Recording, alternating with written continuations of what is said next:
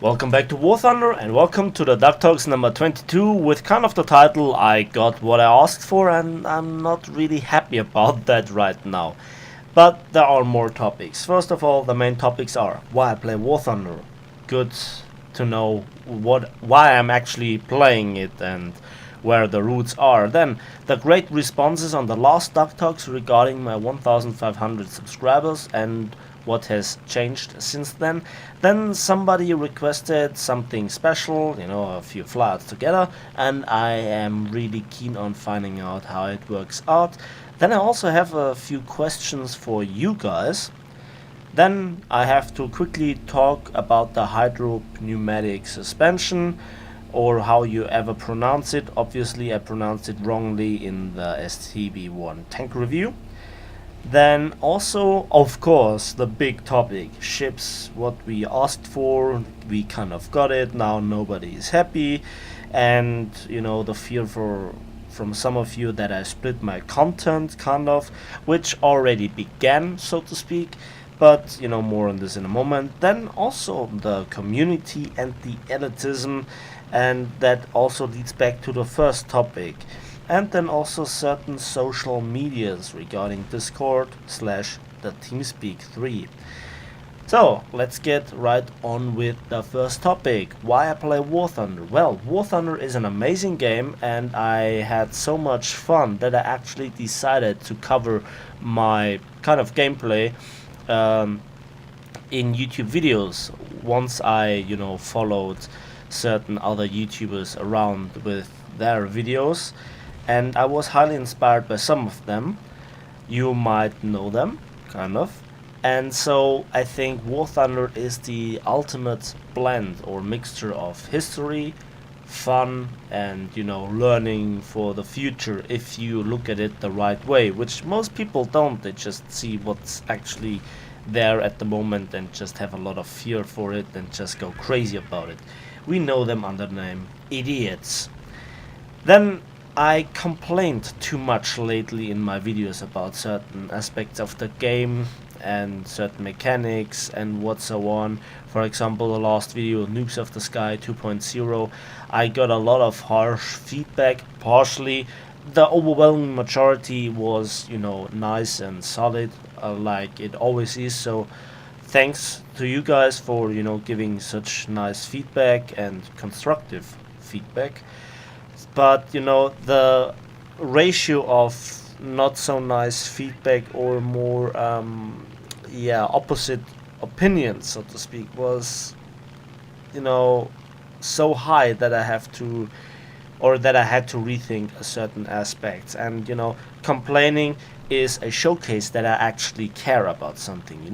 When I would not care about the game itself and to improve it, I just could videos all the time, like those 17 kill games on Abandoned Factory, for example, which is one of my most viewed videos, and I just could make the kind of normal, short and boring tank reviews, kind of more like streamlined tank reviews, not talking about arcade at all, and just showing one match where I was extremely lucky and so on. But I mean, a few guys talked to me about this, not just one, and I thought it would be worth mentioning it. I'm doing my part, and I mean, most of the people here are subscribed because I do the videos that I do. Then that brings me to the great response on the Duck Talks number 21, where I respectively talked about my 1500 subscriber goal that I reached and kind of celebrated, and all the kind words. Again, thanks to you all. Since then I gathered over 250 subscribers within like 2 weeks, which is a great growth rate, and it should continue like that. I'm hoping for that, and I'm truly working on it. Somebody requested a few flyouts with me, some other YouTuber, and when it comes along I will show it on this channel, and stay tuned for that. I hope for some great cooperation in this respect. I was kind of surprised to hear from that guy, but we will see how it will work out. then I have a few questions for you. First of all, do you have any questions that you want to be answered in the next Duck Talk? And do you want the Duck Talk, becoming like 50% a Q&A session? And if so, just hammer in your questions in the comment section. And then the next thing is, are you interested in me streaming, War Thunder? Switching between airplanes and tanks, arcade and realistic, just requesting certain tanks to be showcased. Are you interested in that? But it doesn't matter what your answer is. The problem is I can't start immediately. Why? Well, I have to upgrade my PC for streaming. I checked it and it's not up for the task. It's good enough for kind of playing War Thunder and making videos, but that's it. Streaming requires more, and also I need a much better internet, then also a much better microphone, and that takes not just a while to set up, especially the room with all the kind of sound isolation, but also it requires money, and I have to see how it comes along with that. Then shortly I want to talk about the hydro-pneumatic suspension that I obviously mispronounced on the STB1 tank review, so sorry about that, guys. I appreciate that you guys told me so nicely in the comment section. Yeah, talking about my English being awesome, but this being not so awesome was kind of a joke in itself. However, the question that I have to ask is, how useful is the hydro-pneumatic suspension within War Thunder on tanks like the STB1? Why I ask that? Well, in most situations that I thought the hydro-pneumatic suspension would be useful, it turned out that it kind of was a standoff situation where the STB1 is not really good for. It doesn't have the turret armor. Maybe the Type 74 might be better in this situation. I have not really checked out all the details on the turret armor, but it seems to be stronger. But if it is good enough for the battle rating 8.0, 8.3 bracket, the high tier tank bracket, that has to be seen. And don't expect the tank review on the Type 74 anytime soon, because I just unlocked it today, and then I have to upgrade it. I have to get footage, and I have to say I need to get out some tank reviews on other tanks that are also highly interesting. And on the first look, a lot of the stuff is already covered with the STB1 regarding hydro-pneumatic suspension, and also the gun is very similar. It's practically the M60A1 gun with all the same upgrades, so in this respect, again, very similar respectively to the STB1. So there are other tanks out there which are much more unique. And yeah, I think hydro-pneumatic suspension is something very nice to have. It's exciting when you use it the first few times, and when you get kills with it, it is truly, something that you say, oh, that is awesome, it was totally worth the grind. But for me, having played the Leopard and the M60, I kind of know the story, how everything works in this respect.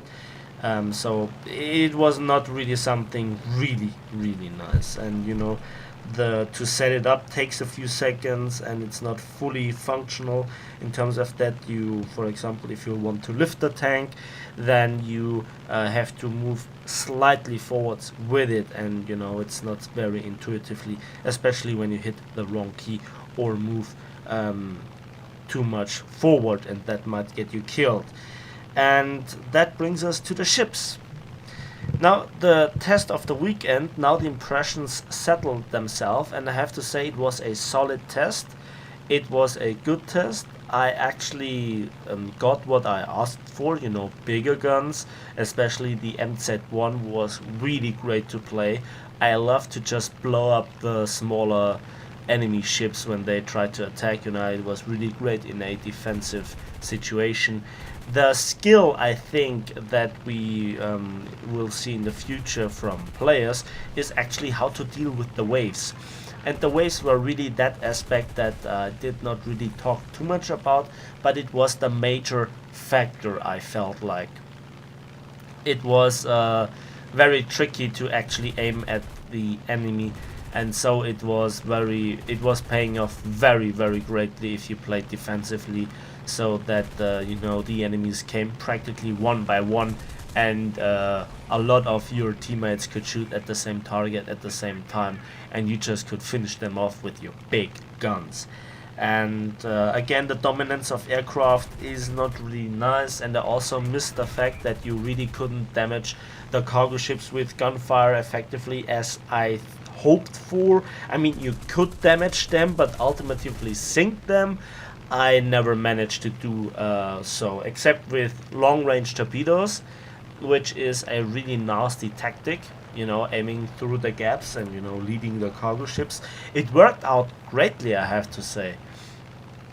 I think every third torpedo that I shot at a cargo ship, or some of its auxiliary ships nearby, the ships that escorted the escort ships, so to speak, nearly every third torpedo hit. That's a great ratio for playing that for a few hours or a few matches. So in this respect, I have great hopes. But again, there had to be some polishing be done, or has to be done. Then let's talk about a topic that is really uncommon, I think. I mean, a lot of people talked about it, but again, it has to do with the community and the elitism, and that brings us actually back to the first topic, why I play War Thunder. I play War Thunder because I have a lot of fun with it, and I like it to fly around and drive around with Second World War vintage vehicles of various different nations. And by every vehicle that gets introduced has its own story. Why it was developed, how it was developed, how it was built, how it was used, and so on, how effective it is. And I learned a great deal about, for example, also Soviet vehicles that I never, heard about previously. Um, I mean, we all know the stories about the T-34s, maybe some KV-1s, but the IS series of tanks is really not that well known for the normal guy out on the street. Just if you play some war games like War Thunder that actually are around this area, especially with tanks, then you hear them. And also some aircraft with their development projects. It's always very interesting to read the dev blogs in this respect. What does this have to do with the community? Well, the community consists of all the guys that play the game. And the majority of people, I suspect, are not here truly only for the fun, just shooting at other people with tanks and planes, but they are also interested in the history of those vehicles. And the elitism is kind of a weird thing that we see everywhere. Everybody falls to some kind of elitism. When you are from a part of Germany, you are pretty proud about this part of Germany. But then you are proud to be a German when you compare yourself to other countries. Then you are proud to be a European citizen when you talk about other big, countries or unions in the world and so on. And at the end of the day, humanity is proud to fight against some imaginary aliens in some Hollywood films. But at the end of the day, you also are always a rival to the next village nearby, and then you steal their Maibaum. Yeah. Let that explain to you by somebody Bavarian. But the main factor is War Thunder is about fun, and we never should forget this. And the pure fact that we have multiple game modes, like simulator, like realistic, and arcade, and combined arms, and events, and that we have tanks, that we have planes, and in the future also ships, is actually something amazing. It combines multiple games in one game actually. And then there is the rivalry between arcade and realistic, and those are obviously better players than the ones playing that mode and so on. And then tankers are better than you know people playing planes and so on, and the other way around. But why do you have to be rivals in this respect? Why can't you play with each other? And that brings me to the social media. Um, and in this respect, the communication, the direct communication ones like Discord and TeamSpeak 3. And I want to specifically point out here Discord and TeamSpeak 3 because I had first to deal with TeamSpeak 3. And the thing about TeamSpeak 3 is if you want to look at a server, you are actually on the server, visible within a channel. So you cannot really hide unless you have somewhere a enclosed channel for yourself with password protection and so on. And TeamSpeak 3 kind of died out. Everybody that knew the Gentleman's Hangar knows that this does not longer exist, where I first made contact with a lot of YouTubers and a lot of other people. And so yeah, we switched then to Discord. The problem with Discord is nobody actually is in channels most of the time, but everybody is online. So when I join, for example, a channel, immediately people then flood in, which is nice. But I think the ratio between previously, the amount of squatting up and so on, has kind of decreased in the channels that I, visit all the time. And it is kind of becoming more and more unusual as everybody is making his own Discord server, because then he has its own Discord server, which is nice.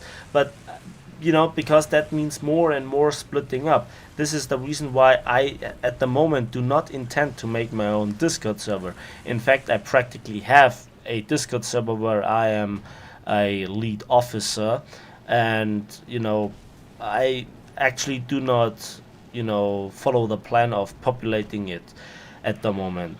And yeah, those individual servers for everybody is kind of a shame, because the Gentleman's Hangar, to come back to that, was kind of a point where everybody came together, and that attracted more and more players up until the point that then those YouTubers in particular, and I'm not criticizing those YouTubers, by the way, I'm just mentioning it. Then they wandered off because of some unnecessary drama. I mean, come on, boys. You're grown up. Why do you drama? Why do you even drama? And yeah, they made their individual team speaks and so on and so on. And that is kind of a shame. I mean, in this respect, it's a shame that people get less and less social with each other in terms of playing together. It is not a PvE game most of the time. It is a PvP game, so get out and kill the people. That sounded a little bit American, but I digress. Nevertheless, I hope you have fun, whatever you play, whatever mode you play, and it doesn't matter if you fly, sail, or drive anything with guns on it. Have fun doing so. And learn from history, because that shows the way to the future in a good way. So that's it for me today. So thanks for watching, thanks for listening. Give this video a like if you did, subscribe if you want to see more, and we'll see each other on the battlefields, in the skies, and on the waves of War Thunder.